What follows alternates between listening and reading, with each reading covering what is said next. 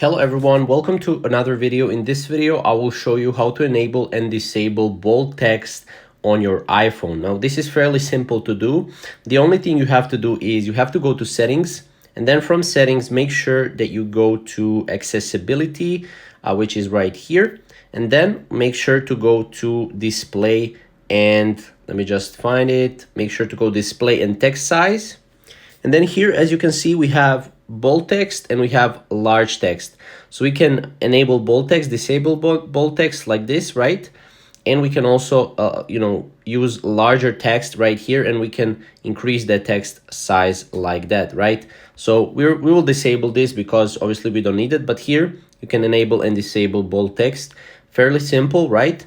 Now, if you want to know more about Apple, iPhone, then go to our channel because we post tutorials on iPhone and everything around iOS 16 as well as new updates that are coming to iPhone and iOS 16. So yeah, that's pretty much how to enable and disable bold text on iPhone. I hope you enjoyed the video. If you did, leave a like and subscribe to our channel for more.